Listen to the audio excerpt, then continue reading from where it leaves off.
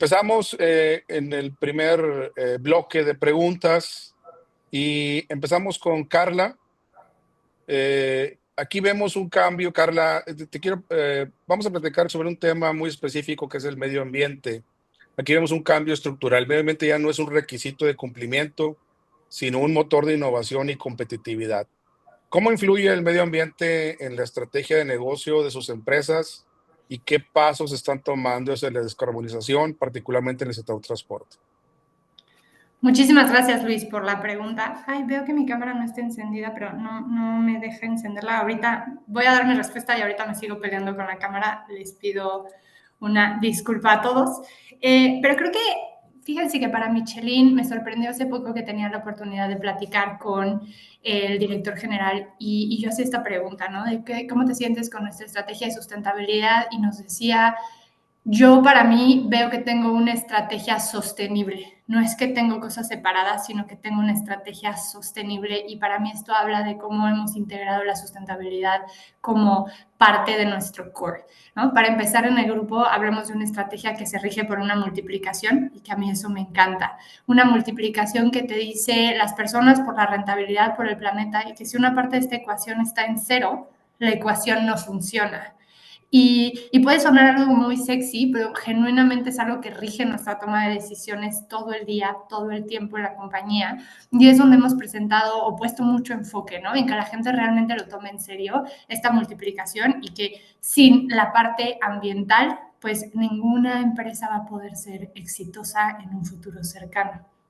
Entonces, bueno, para empezar tenemos obviamente los objetivos relacionados a nuestro alcance 1, alcance 2, o sea, nuestra operación, y alcance 3, pero hemos decidido que podemos disminuir y ayudar a descarbonizar la industria del transporte en México.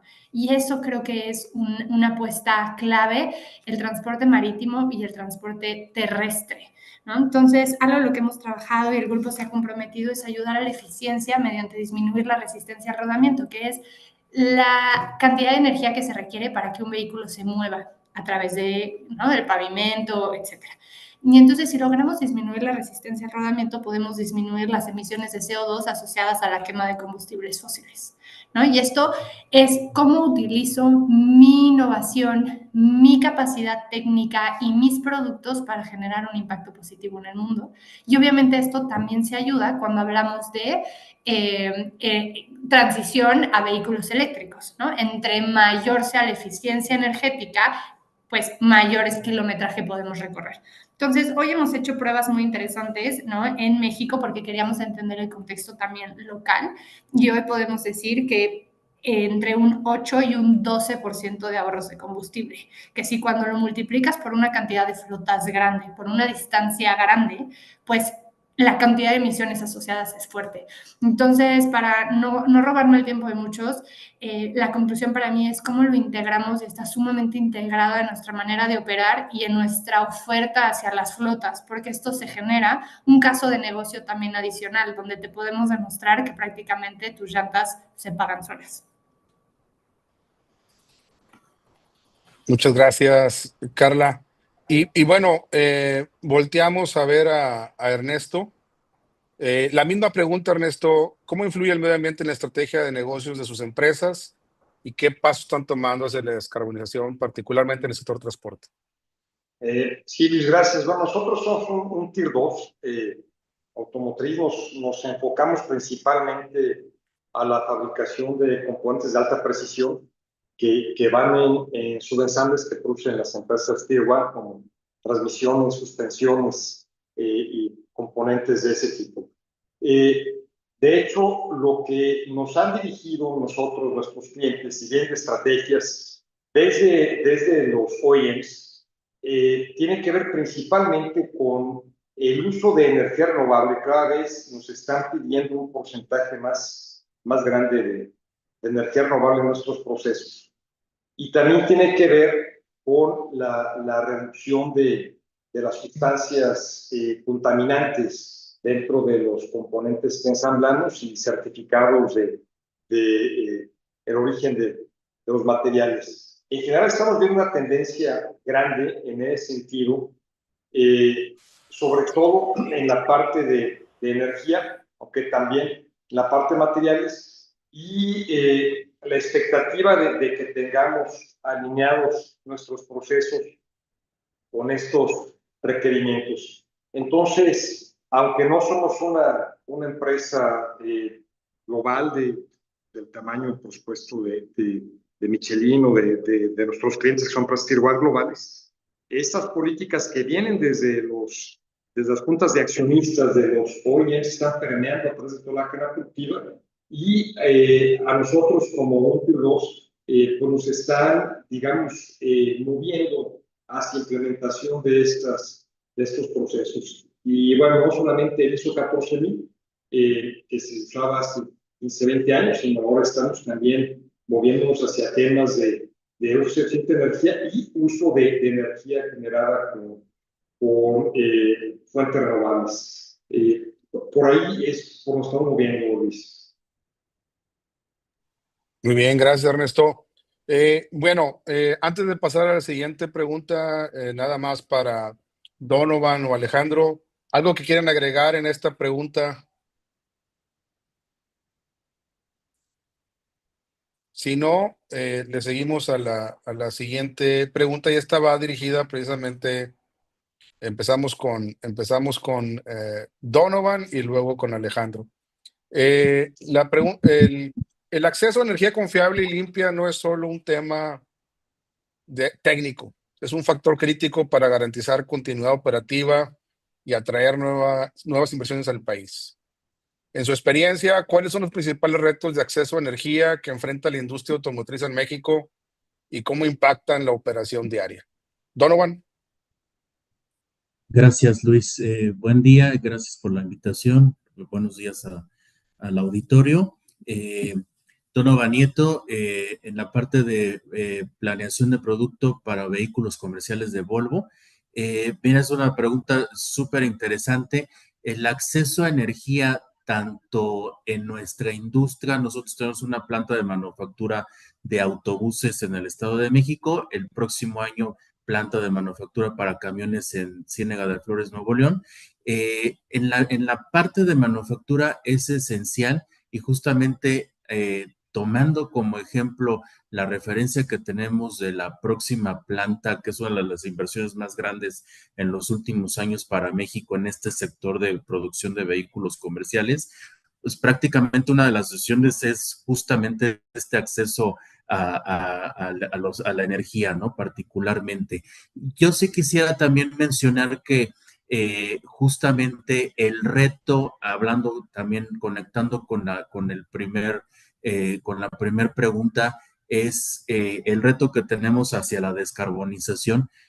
Nosotros, particularmente en el mundo y también el reto en México, es que en el 2035 la mitad de nuestra oferta de vehículos sean libres de carbón. Quiere decir que vamos a hacer una transición hacia vehículos cero emisiones para 2035. Entonces, en los próximos 10 años, prácticamente la mitad de los vehículos que podamos ofrecer van a ser vehículos eléctricos, sea una solución de hidrógeno o sea una solución de motores con propulsión a base de baterías, ¿no? Entonces, el tener una infraestructura de carga en el país va a ser fundamental, ¿no? Entonces, eso es principalmente lo que tenemos que tener como reflexión y como preocupación, que vamos a ir hacia una situación de descarbonización y no tanto por una situación que a veces podríamos tornarla romántica o algún otro tipo de situaciones. Básicamente la preocupación que tiene Volvo en la industria y fundamentalmente los gobiernos es que, digo, hay varios estudios, yo creo que podríamos generalizar que el 30%, aproximadamente 30% de las enfermedades de vías respiratorias de las poblaciones en ciudades, el 30% tiene que ver con la contaminación que producen a su vez el transporte y también los vehículos ligeros, ¿no? Entonces, estos son los esfuerzos fundamentales, ¿no? A veces se cuestiona, ¿por qué vamos hacia lo eléctrico? particularmente por un tema de salud pública, ¿no? Además de lo que ya comentó mi compañera Carla y Ernesto, tiene que ver también con un tema de eficiencia, con un tema también de productividad, tiene que ver también con una reducción de peso y fundamentalmente de eficiencia, ¿no?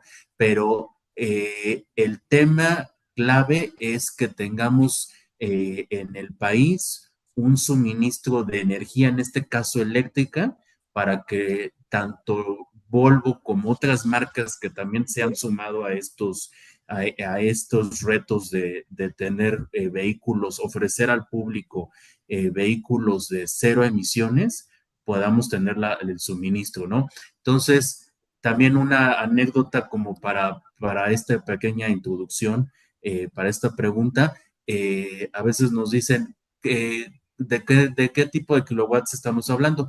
Nada más para tener una referencia, yo para mover un autobús de 12 metros, que es un autobús, digamos, promedio, un autobús como el que se ve en el fondo de pantalla, un autobús de 12 metros de 80 personas que se pueden mover en un autobús eléctrico de estas dimensiones.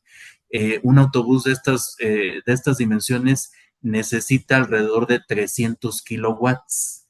300 kilowatts, si nosotros revisamos el recibo de la luz de un hogar, más o menos 300 kilowatts es lo que consume en un bimestre una casa de 4 personas, ¿no? Entonces, eso lo va a consumir un autobús en un día, ¿no? Entonces, es para que tengamos esa reflexión de qué tipo de necesidades de energía eléctrica estamos necesitando y también obviamente el segundo factor, que es la preocupación de dónde va a suministrarse esa energía eléctrica, ¿no? Mucho de la energía eléctrica, no nada más en México, también inclusive en países europeos, la fuente de suministro de energía eléctrica o la generación de energía eléctrica a veces inclusive sigue siendo de carbón, ¿no?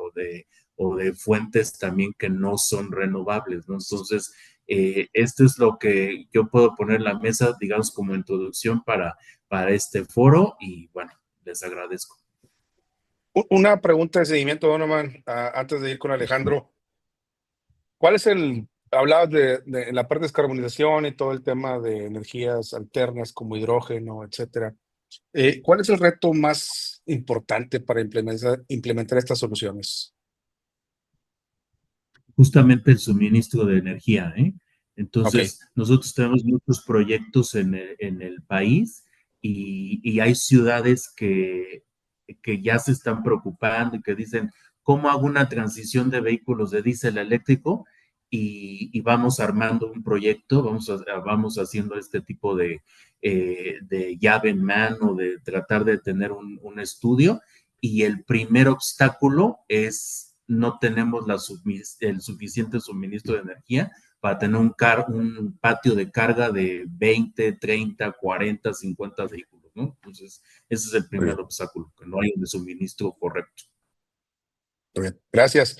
Alejandro, nuevamente el tema crítico para México: sin energía limpia y confiable, la competitividad de la cadena automotriz se ve en riesgo. ¿Cuáles son hoy los principales retos de acceso a energía para la industria? Sí, muchas gracias.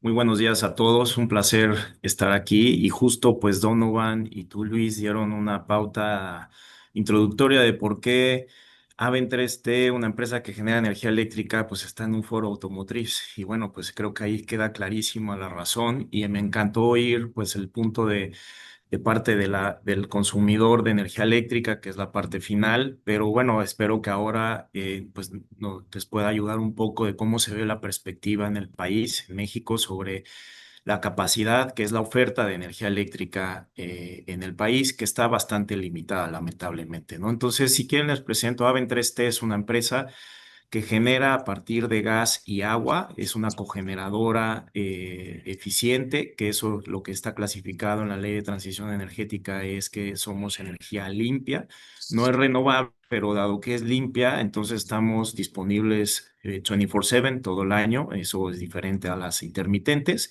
pero sí estamos clasificados como limpia y definitivamente ayuda claramente a todos nuestros socios que están autoabastecidos. La planta, de hecho, que estoy ahorita en Tabasco, es la única planta privada con 300 megawatts de capacidad. 300 megawatts de capacidad son alrededor de 2.800 gigawatts hora de generación. ¿Eso qué es? Pues darle energía eléctrica a casi más de 1 millón de hogares en el país, ¿no? Entonces, y nosotros le damos energía eléctrica a nuestros socios en todas partes del país, en 30 estados de la República, en más de 4.500 puntos de carga, utilizando obviamente las redes de transmisión de la CFE. Entonces, por eso espero que pueda ayudarles con mi experiencia y cómo se ve la perspectiva hacia adelante.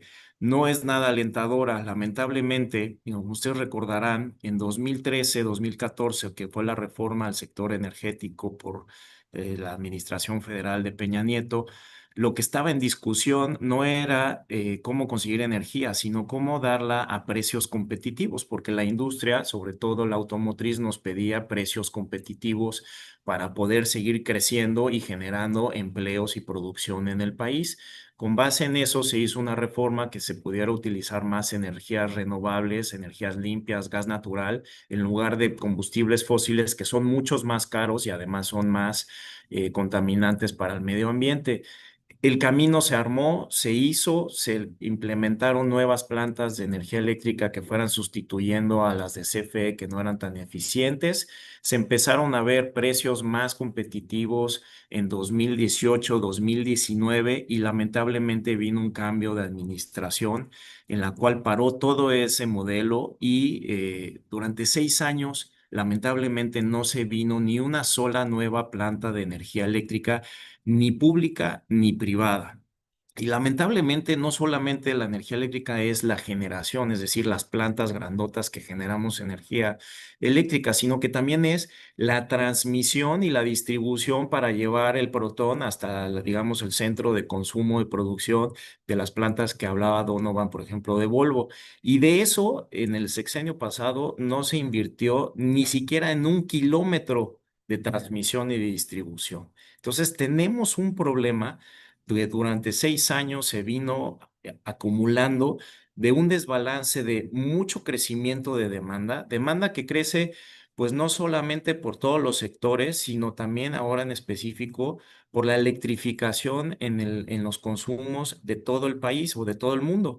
Cada vez más hay más electrificación en los hogares, cada vez se sustituye más, por ejemplo, el gas en las cocinas y se usa más electricidad. Y por supuesto, el que más presión nos está metiendo es el sector automotriz, porque no solamente el transporte de personas, sino también colectivo y de carga se está electrificando. En Europa y en Estados Unidos ya cada vez hay mucho más. Entonces, ese crecimiento de demanda nos está poniendo una presión muy alta. La demanda crece al doble o al triple que el PIB en México y la oferta lamentablemente se ha parado completamente. Eso lo que ha hecho es que ahora ya no solamente no hay energía, sino que además esté menos competitiva o más cara.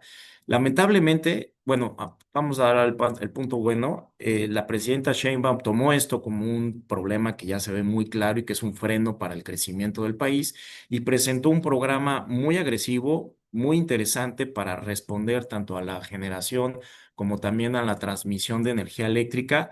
Lamentablemente, los tiempos no dan. Para hacer una planta de energía eléctrica te toma un par de años y no solo eso, sino que además las proveedoras de turbinas de gas o de vapor o de las que queramos hacer de energía eléctrica en el país están ya apartadas por todo Estados Unidos porque el crecimiento del data center también nos está poniendo mucha presión de consumo de energía eléctrica. Entonces, sí se está atendiendo el problema de acceso a energía eléctrica en el país. Sin embargo, no va a llegar a las respuestas en los próximos 3, 4 años porque ni siquiera hay, digamos, las turbinas necesarias disponibles para que el gobierno pueda hacer sus plantas o los privados las podamos hacer. Existen empresas como la mía que tenemos todavía algo de capacidad por ahí disponible, a la cual pues claramente pues estamos accediendo, estamos teniendo conversaciones con varios pues actores del sector automotriz. Sin embargo, claramente también el gobierno eso le tiene que dar un permiso y tiene que darle una implementación y encaje correcto, cosa que todavía no salen bien las reglas del juego. Salió la ley, faltan los reglamentos. Entonces, lamentablemente no tenemos buenas perspectivas hacia el futuro. Lo que sí les puedo decir es que cada vez más, y eso ya el gobierno lo puso claro, tiene que haber más acceso a energía limpia o renovable, precisamente porque la presión no solamente es consumir energía, sino que además también sea limpia o renovable, porque eso es lo que a ustedes, por ejemplo, en el sector automotriz, les exigen sus consumidores y sus accionistas. Muy bien. Alejandro, una pregunta de seguimiento en este tema. Ah, de acuerdo contigo de que la parte de generación de energía se quedó atrasada con respecto a la demanda. ¿Qué soluciones pueden estar pensando los grandes OEMs y los manufactureros? Cuestiones como generación, soluciones internas, como generación de energías renovables. ¿Qué es lo que se está recomendando ahorita para poder pues pasar en lo que la oferta se empieza a emparejar con la demanda? Sí, Luis, es una excelente pregunta y para este foro yo creo que va a caer como anillo al dedo en lo que, o sea, obviamente una solución es de política pública general, que es toda esta parte de traer más plantas de energía eléctrica, invertir en transmisión, todo lo que el gobierno ya propuso, pero el mismo gobierno sabe que eso no va a suceder en el corto plazo. Entonces propuso en la ley del sector energético algo que yo creo que para la grande industria de automotriz le puede funcionar en el corto plazo. Hay una generación que se llama generación in situ o consumo propio, que es de menos de 20 megawatts, que para lo que comentaba Donovan de cuánto es lo que se requiere para los camiones, cabe perfectamente para ese nivel de producción.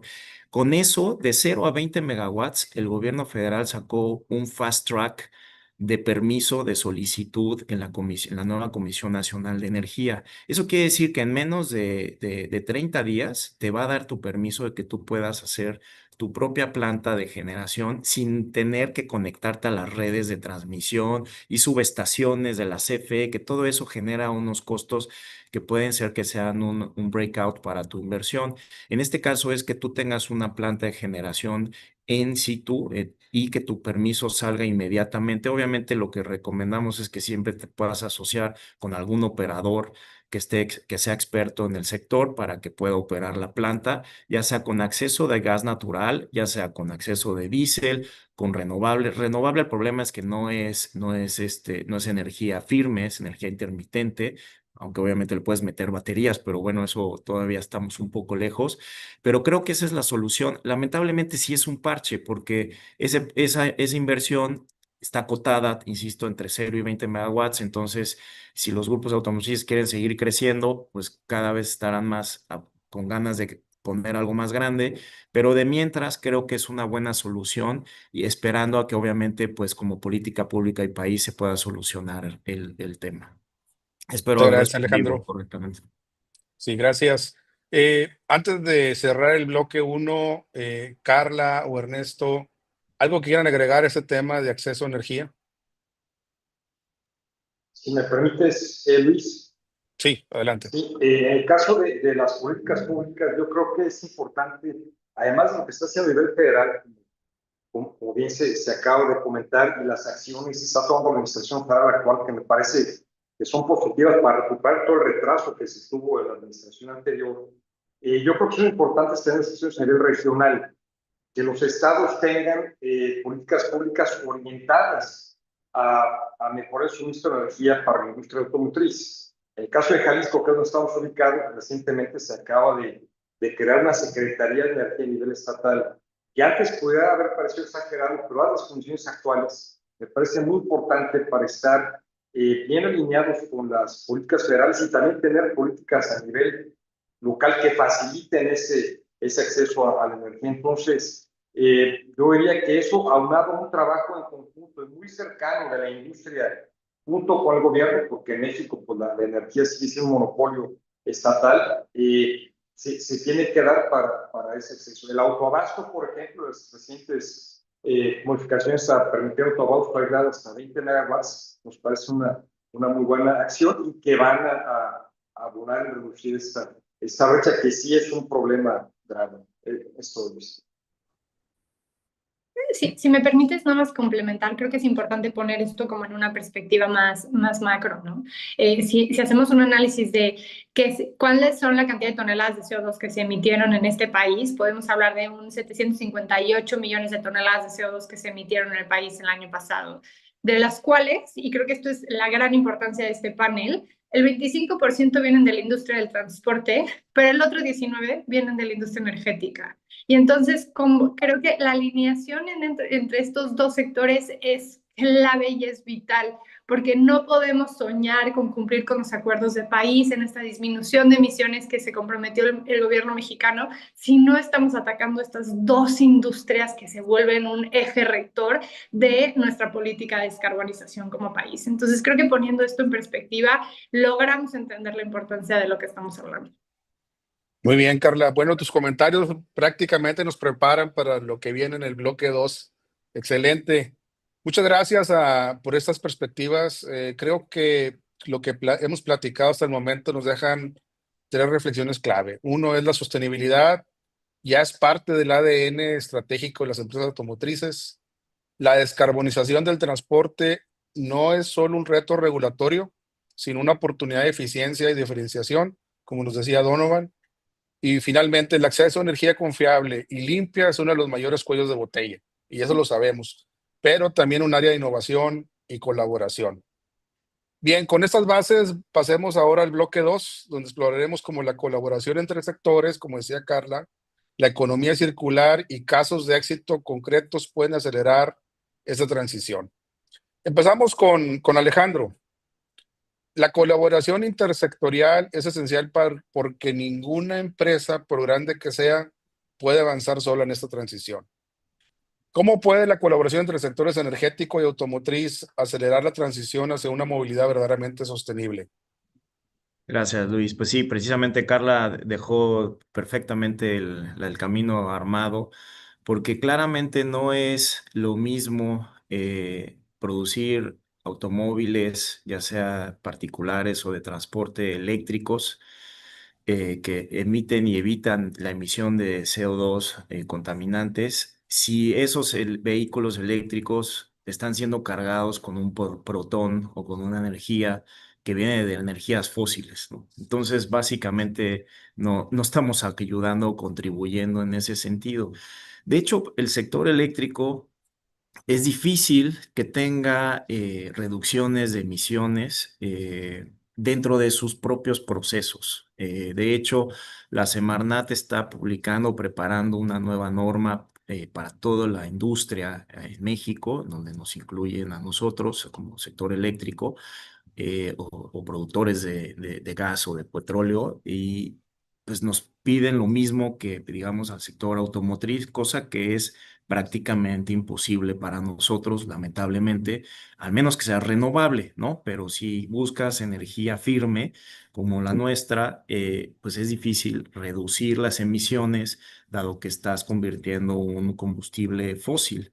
Sin embargo, como nosotros contribuimos es en generar esa energía eléctrica de la mejor manera y más amigable para el medio ambiente, como es el caso de Aven3T, que es una energía limpia con una cogeneración eficiente, e inyectarla a la red y que eso vaya a los centros de consumo, por ejemplo, al auto eléctrico que está conectado a energía eléctrica, a las redes, ya sea en tu domicilio o en grandes centros de consumo. Entonces ahí sí empieza el sector eléctrico a abonar claramente con los objetivos de reducción, y nosotros estamos enfocados en eso, no tanto, en nuestros proyectos también los tenemos, pero sobre todo estamos enfocados a tener este tipo de alianzas, pues no solamente con el sector automotriz, sino con el resto de la industria. Definitivamente, esto es algo mucho más macro y que claramente si no hay incentivos y no hay un marco regulatorio que nos ayude a coadyuvar y a ir manejándonos de manera más como coordinada y que el gobierno sea una parte, un motor de coordinación para ello, pues es difícil.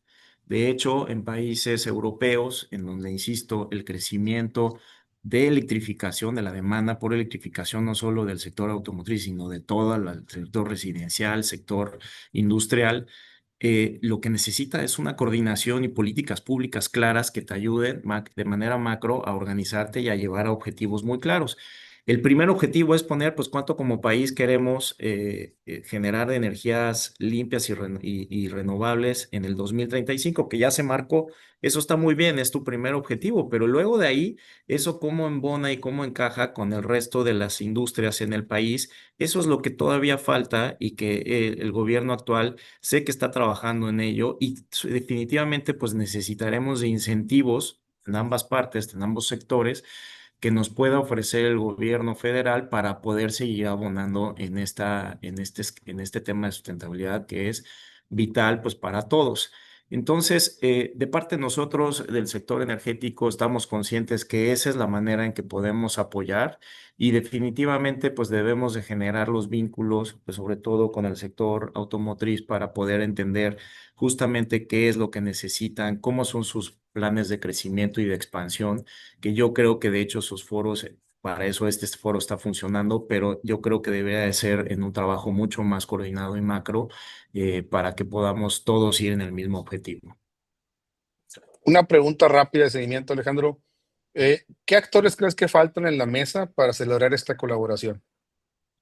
Pues mira, definitivamente ahorita estamos como en una etapa en donde las distintas cámaras industriales, tanto que nos representan a todos los sectores y que están en comunicación con el gobierno federal, pues estamos enfocados seguramente en temas un poco más macros y más complejos, quizás como es, por ejemplo, todo el cambio del sistema judicial, las reformas al sector energético, todo el tema de los aranceles, que eso le pega durísimo, obviamente, al sector automotriz. Creo que hay varias variables ahí que quizás nos estamos enfocando demasiado en ellas ahorita y que todavía no se solucionan, ¿vale? Yo creo que lo que necesitamos es esta certeza y sí, seguridad jurídica que nos debe de empalmar para que ya empecemos a aterrizar todas estas variables macros ya a políticas más específicas como por ejemplo esta. Entonces, no es que no haya el ímpetu, no es que no haya las ganas, creo que sí están pasando muchas cosas que todavía no nos ha permitido llevar al siguiente nivel. Yo creo que los actores ahí están, yo creo que las cámaras de la industria ahí están trabajando, el gobierno está más atento, más abierto a escucharnos. Sin embargo, insisto, creo que hay estas variables externas que no nos están dejando avanzar todavía al siguiente nivel. Bien. Gracias, Alejandro. Pasando con Ernesto, pensar en economía circular implica rediseñar procesos desde el inicio, no solo gestionar residuos al final de la cadena. Cuando hablamos del ciclo completo de materiales, ¿qué aspectos se consideran más importantes para garantizar la sostenibilidad? Bueno, bien lo comentas, Luis, esto comienza desde el diseño de los automóviles y bueno, muchas firmas que ya están incorporando todas estas acciones en su diseño para usar desde el inicio materiales que son reciclables o para tener materiales que puedan ser fácilmente reutilizables. Por ejemplo, piezas más fáciles de desmontar y de reciclar, la eliminación de sustancias peligrosas como plomo, mercurio, los materiales que se usan y pues facilitar esta recuperación. En el caso específico de un Tier 2 como nosotros, que no participamos directamente en el diseño, en ocasiones indirectamente cuando así nos lo pide nuestro cliente, un Tier 1 normalmente, nosotros tenemos acciones que están alineadas con estas estrategias de los OEMs. En primer lugar, el uso de los materiales que nos están pidiendo, asegurar que los materiales que estamos usando son de proveedores certificados, que se cuentan con certificado de material, del contenido de material, y que cumplen con esta característica que sean fácilmente reciclables. También el uso de los lubricantes y refrigerantes sean biodegradables o reciclables, el marcado digital de las piezas para facilitar su identificación y reciclaje al final cuando se desmontan los vehículos, alianzas con recicladores y, por supuesto, reportes de todas esas acciones que estamos realizando para el futuro. Entonces, para suministrar, lo más importante es desde el diseño del producto, en donde participamos parcialmente. Pero los OEMs cada vez están teniendo mucho más en cuenta estas consideraciones de reciclaje y de disminución de residuos al final de la vida desde el diseño.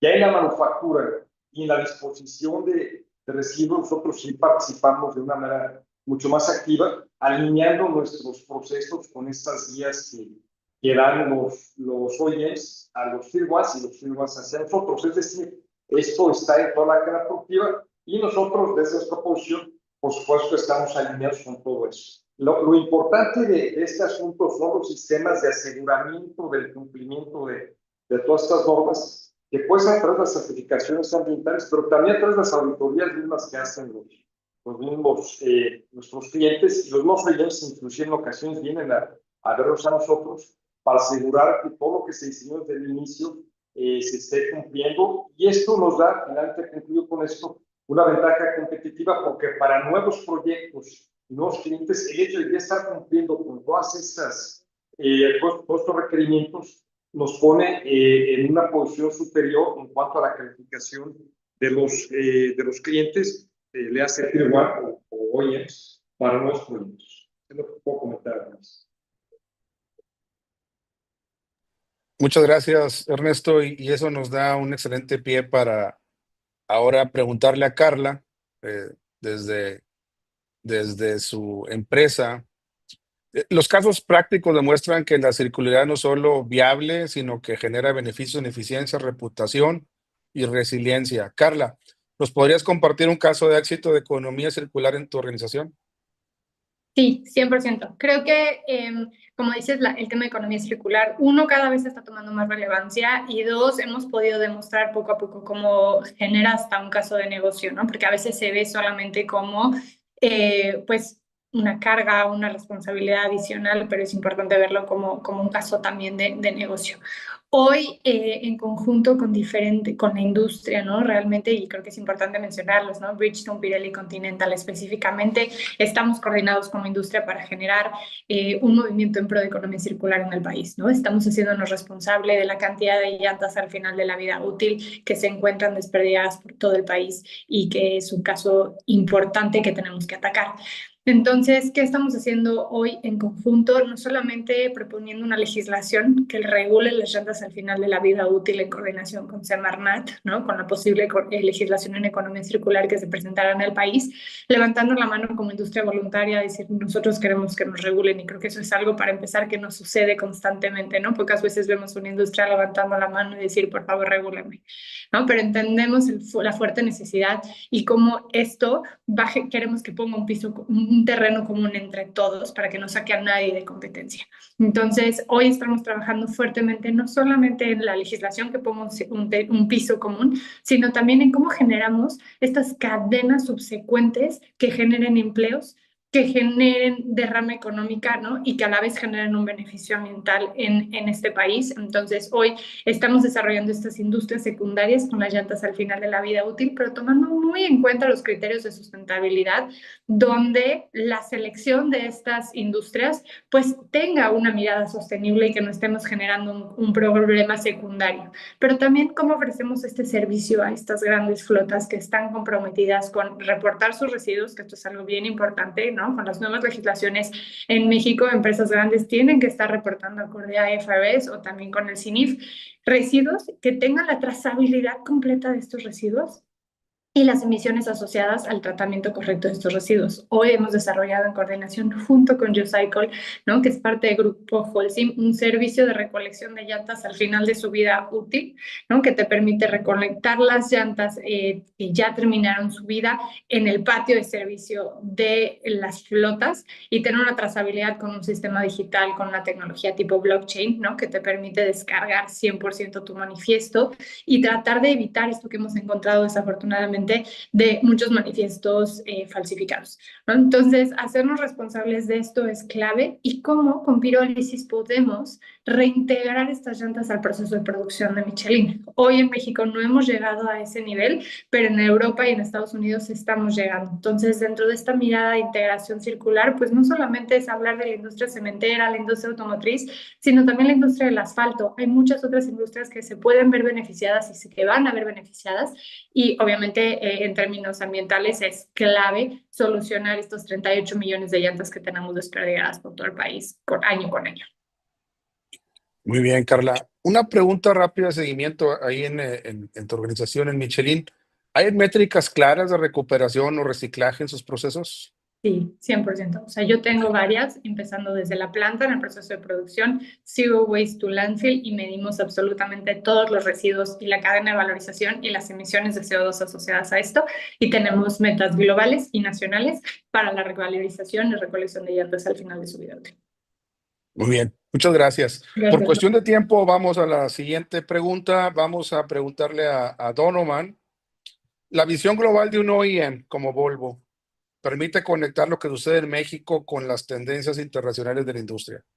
La pregunta es, desde la perspectiva de Volvo, ¿cómo ven los últimos avances en sustentabilidad publicados recientemente en el sector? Bueno, gracias, Luis. Definitivamente, como ya lo han venido platicando, hay, hay buenas intenciones y yo creo que falta mucha ejecución, ¿no?, de parte de las autoridades.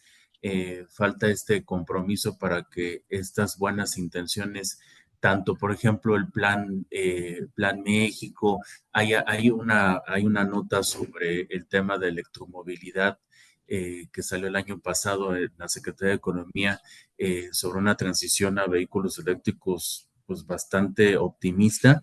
Entonces, sí se requieren ciertos pasos, ¿no? Ya lo platicaba el propio Alejandro, la generación de energía tiene siempre esos asegúnes sobre la sustentabilidad y el origen justamente para la generación de energía. Y a veces ahí contemplo o platico una anécdota, la voy a hacer de forma muy breve. A veces hay un ejercicio de yo para ser sustentable me voy a ir en un trayecto de la casa al trabajo, que a lo mejor es 10 kilómetros, me voy a ir en bicicleta, ¿no? Para no generar emisiones, ¿no? Entonces, simplemente el yo usar una bicicleta e irme al trabajo y utilizar 10 kilómetros, voy a tener un desgaste calórico o un déficit calórico de 300 calorías, ¿no? Por decir un ejemplo, ¿no? 300 calorías. Eso es para que yo pueda completar esas 300 calorías. Yo no tengo que comprar o tengo que comerme una hamburguesa, ¿no? Por decir un ejemplo. Y esa hamburguesa generó más CO2 al medio ambiente que haberte ido en un autobús eléctrico, ¿no? Entonces, esa es una comparación que me gusta tenerla como anécdota.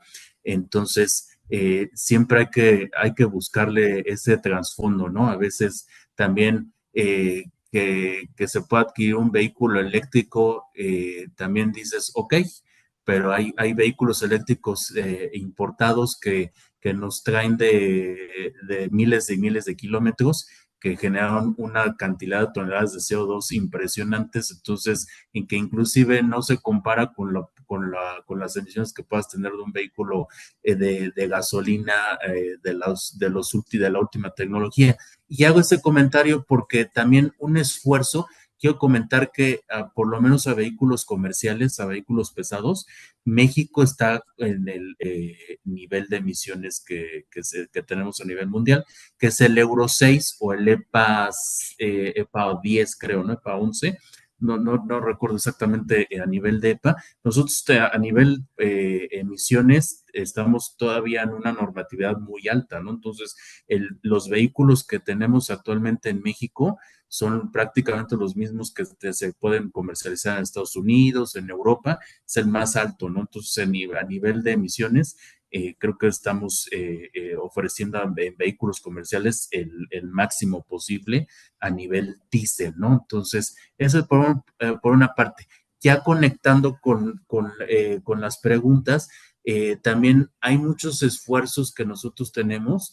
En el caso particular a nivel mundial, estoy hablando a nivel mundial, ya nosotros en ciertos vehículos, particularmente, voy a dar un ejemplo concreto, hay unos montacargas que se utilizan en Europa que ya tienen un acero verde, ¿no? En su fabricación, ya incluimos acero verde en su fabricación. ¿Y qué significa? No es por el color del acero, significa que para la fundición de ese acero, no se utilizó carbón, ¿no? Entonces, aquí también un ejemplo, ¿no? La industria metalurgia utiliza normalmente, prácticamente yo diría que el 90 y tantos por ciento, tengo el dato exacto por ahí, el 90 y tantos por ciento para la fundición de acero se sigue utilizando carbón. Entonces, este acero verde quiere decir que para su fundición se utilizó hidrógeno, ¿no? Y también ahí nos podríamos meter a qué tipo de hidrógeno, y hay así como siete tipos de hidrógeno para su generación, y hay muchísimas vertientes y muchas ópticas, como lo comentaba también Carla en el inicio, ¿no? Pero bueno, son estos ejercicios que vamos haciendo y que este compromiso va quedando sustentado y que son los primeros pasos y que seguramente también en México en los próximos años también tendremos ya muchos elementos y muchos materiales sustentables, como en el caso de este acero verde que les comento, que justamente ya son los primeros pasos hacia un mundo bastante sustentable, ¿no? Y en el último ejemplo, nosotros en lo particular para los vehículos eléctricos que utilizamos baterías de iones de litio, hay un tema completamente importante de economía circular en el cual nosotros nos estamos haciendo cargo de la segunda vida de las baterías, ¿no? Entonces, a veces muchas preguntas también hay mucha polémica en ese respecto de la contaminación que genera una batería de ion litio, que sí es importante y es de preocuparse, ¿no? Además, es una batería que, como habíamos visto en la primera intervención, son baterías que tienen una acumulación de carga en el caso de un camión de carga, es de 90 kilowatts, ¿no? Es una batería que pesa media tonelada, ¿no? Entonces, es una batería que es por lo menos 1000 veces más pesada que el de nuestros teléfonos celulares, que prácticamente es la misma tecnología, ¿no? Es una batería de iones de litio, puede ser de litio ferrofosfato, de níquel, cobalto, magnesio, de todo este tipo de tecnología, pero es una batería bastante contaminante y eso hay que comentarlo, ¿no? Entonces, la economía circular aquí surge de que, pues obviamente una batería de estas características, su reuso, su capacidad, aquí hay otra anécdota muy importante, eh, el uso que se le da a un vehículo pesado, como ya lo platicamos, es bastante considerable. No quiere decir que a lo mejor en 7, 8, 9, 10 años que tiene su vida en un vehículo pesado, ya tenga que retirarse y que tenga que reciclar sus elementos, ni mucho menos. Estas baterías, la forma en que Volvo Group la está utilizando su economía circular, quiere decir que a lo mejor para un vehículo pesado ya no tiene una vida útil, pero la segunda vida estamos utilizándolo como bancos de batería para oficinas, banco de baterías para casas de habitación. Con usos alternos. Con Sí. usos alternos, y esta batería todavía puede tener esta segunda vida por 5, 6, 7, 8 años más, ¿no? Entonces, Muy como un bien. banco de energía, ¿no? Entonces, Donovan, ya que te tengo, que tienes la palabra, y discúlpame que te interrumpa, pero para porción de tiempo, me gustaría hacerte una pregunta muy rápida que nos hace el público. ¿Cuáles son los planes de Volvo en cuanto al uso de hidrógeno en México? Si tienes algo de vamos a información y que tener, puedas compartir. sí, claro, yo creo que por lo menos para finales de la década, ya tendremos una solución en México para el hidrógeno. Muy breve, nosotros actualmente contamos con el portafolio de transporte público más amplio y el más completo en México de soluciones de transporte, que parte de autobuses desde 9 metros hasta 25.6, que es la versión biarticulada, pero son vehículos para ciudad, ¿no? El tema, el reto principal es qué hago para los vehículos de larga distancia, que particularmente son autobuses foráneos o tractocamión, ¿no? Que recorren más de 500 kilómetros y que yo si me voy de un México a Monterrey, no alcanzo a llegar con baterías. La alternativa va a ser hidrógeno. Obviamente también aquí el reto es también una recarga de hidrógeno en el camino o en mi destino. Entonces, esa es la situación. Pero nosotros estamos planeando que para finales de la década, estoy hablando obviamente 2030, tengamos soluciones de hidrógeno para vehículos de larga distancia. Muy bien. Bueno, estamos cerrando ya el bloque 2. Gracias a todos por sus valiosas aportaciones. Hoy quedó claro que la sostenibilidad no es un gasto, es una inversión estratégica que impulsa competitividad, innovación y resiliencia. Nos damos un espacio para comentarios finales y al final, al terminar, si hay algunas preguntas que haya tiempo, de acuerdo a los organizadores, podemos hacerlas. Entonces, comentarios finales, 2, 3 minutitos. Carla, empezamos contigo. Creo que para mí es agradecer que existan este tipo de paneles, ¿no? Abrir la conversación sobre esto y seguirnos educando es clave. Como decía, hablar de la industria de transporte y a la industria energética, ahí está el 50% de las emisiones de este país. Y creo que a veces pensamos solamente en la mirada de electrificación, pero hay pasos anteriores, ¿no? No nos esperemos hasta que tengamos una solución de electrificación para poder ayudar a descarbonizar el transporte en México. Hablemos de llantas, ¿no? Hablemos y eduquémonos en que la llanta tiene un valor bien importante en la emisión de CO2 que se genera y en el impacto ambiental. Solo para darles una última cifra, el 84% en auto y camioneta y el 90% en camión del impacto ambiental que tenemos nosotros como organización está en la etapa de uso. Y esto solo se puede lograr, solo se puede mitigar o disminuir en conjunto con flotas, ¿no? Con empresas que están comprometidas con descarbonizar su transporte. Hoy tenemos más de 70 flotas con quienes medimos las emisiones de CO2 asociadas a llantas de ahorradoras de combustible y bueno, creo que es una invitación para todos a decir, no solamente es la migración a electrificación, sino existen puntos interesantes antes que son económicamente viables y que a la vez generan beneficios ambientales interesantes. Gracias, Carla.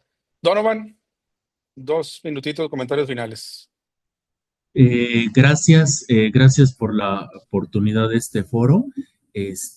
Pues son espacios que nos permiten justamente poner en la mesa, en el diálogo con el público, con los stakeholders, de la importancia que tiene la sustentabilidad en el país, en el mundo, en el ecosistema global.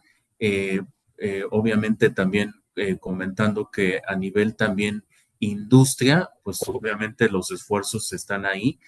También nosotros en la planta de manufactura, particularmente de Tultitlán, Estado de México, también ya contamos con un contrato de que un porcentaje, que en este caso es el 30% de la energía eléctrica, ya es con un suministro de energía eléctrica con fuentes renovables de energía, ¿no? El 30% del suministro de la planta de Tultitlán, Estado de México, y también el uso de de agua caliente, por ejemplo, para los vestidores, para el comedor, para las cocinas, en esta planta es suministrado por celdas fotovoltaicas, ¿no? Entonces, no nada más es justamente ofrecer un vehículo eléctrico, cero emisiones, sino también que la manufactura, y en este caso nuestra planta, tanto la de Tultitlán, Estado de México, como la planta de Ciénega de Flores, la inversión más importante en los últimos años para una planta de manufactura.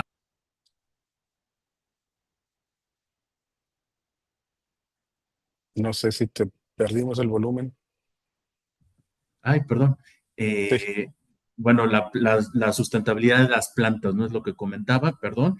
Y bueno, y por último, invitarlos como siempre a nuestra planta de manufactura de autobuses en Tultitlán, Estado de México, una planta que no deja de asombrar por su compromiso. Tenemos también otro tema que también es muy importante actualmente, el de equidad de género, ¿no? Entonces tenemos nosotros el porcentaje más alto a nivel industria automotriz y de vehículos pesados de mujeres en planta productiva, ¿no? Entonces, eso también lo comento y es de mucho orgullo para nosotros y bueno, gracias por este foro.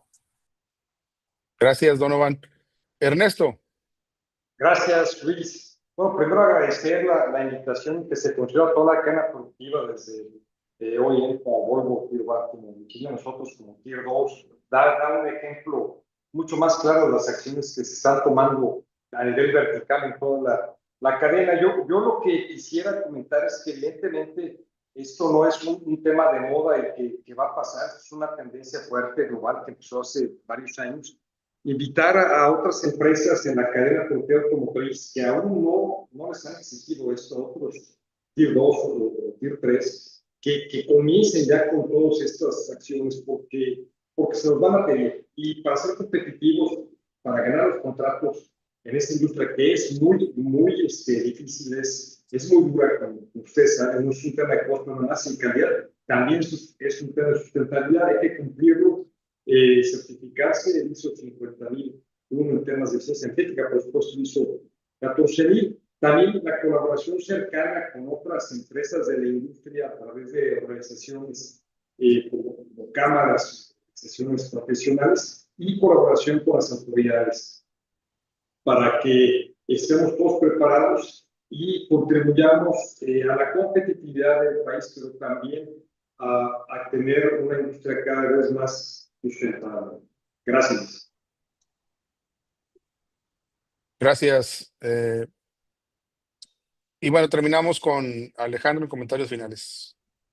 Gracias, Luis. No me queda más que suscribir todo lo que mis colegas panelistas ya mencionaron y agradecer el tiempo que nos hayan dado oportunidad al sector energético a entrar a este tema y a mostrar el ímpetu y las ganas que tenemos para seguir ofreciendo energía con fuentes más limpias, más eficientes, con precios más competitivos en el largo plazo y seguir apoyando al sector automotriz, que es fundamental para el desarrollo del país, cualquiera de crecimiento económico y de desarrollo social.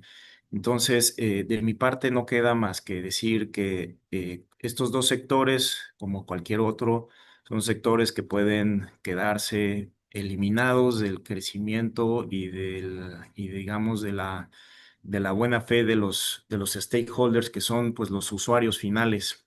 Nos podemos o nos modernizamos y nos movemos hacia lo que las nuevas generaciones van a demandar y pedir o vamos a quedar fuera de la jugada. Entonces creo que tenemos que movernos muy rápido hacia lo que seguramente los consumidores finales van a estar pidiendo cada vez más, que es estar consumiendo energía mucho más limpia y utilizar una menor huella de carbón, que como bien lo decía Donovan, nada más con respirar y estar en el planeta tenemos una huella ya de carbón, pero tratemos de minimizar ese impacto a través de distintas maneras como las que ya platicamos aquí. Y muchas gracias. Gracias, Alejandro. Desde la coordinación del evento me están mandando que hay tiempo para una última pregunta del público. Esta va dirigida a Carla. Y la pregunta es la siguiente: ¿cómo pueden generar presión los OEMs y las compañías hacia los Tier 2 o transportistas, proveeduría, para generar desde reportes de CO2 y o reducir su huella? Me encanta la pregunta, Luis, gracias. Creo que ahí está la clave. Para mí es la liga que jala todo, ¿no? Tenemos esta gran responsabilidad como empresas grandes con compromisos globales de empezarlo a tomar en serio en la toma de decisiones y en la asignación de licitaciones. Para mí el primer paso es poner estos criterios dentro de tu siguiente licitación. Nos hemos dado cuenta que mucho el tema de economía circular, de las llantas al final de la vida útil, cuando se genera este movimiento con estos intermediarios, es porque se puso en una licitación como un criterio y como un criterio determinante para la toma de decisiones. Pasó con nosotros y a nosotros lo hemos vivido del otro lado. Volvo, Toyota nos pusieron esta meta de decir tienes que operar con energía limpia y nos tomó 2 años poder hacer la transición. Hoy orgullosamente nuestros sitios operan con 100% energía limpia, pero fue un actor, un cliente importante que lo puso como criterio para trabajar con nosotros y esto te obliga a una transformación. Y entonces para mí la clave está en estas licitaciones donde se involucran estos criterios de sustentabilidad, pero que realmente se vuelvan determinantes para la toma de decisiones. A veces es más fácil, es tan fácil como agregarlos en un documento y que obligue a la toma de decisión. Muy bien. Muchas gracias, Carla. Y bueno, con esto yo me llevo, y espero que el público se haya llevado, desde mi perspectiva, 3 mensajes centrales. La sostenibilidad debe estar integrada en la estrategia del negocio desde el más alto nivel. La colaboración en toda la cadena de valor y entre sectores, o sea, intersectorial, es indispensable. Innovar energía, materiales y transporte abre nuevas oportunidades más allá del cumplimiento regulatorio, sino verlo como una oportunidad de negocio. Bien, en Prudensa seguiremos apoyando a la industria automotriz a operar, crecer y transformarse en México con una visión sostenible que combine competitividad y responsabilidad ambiental. Muchas gracias a Neuron, a Automotive Forum, a los panelistas y a todos ustedes por ser parte de esta conversación que define el futuro de nuestra industria.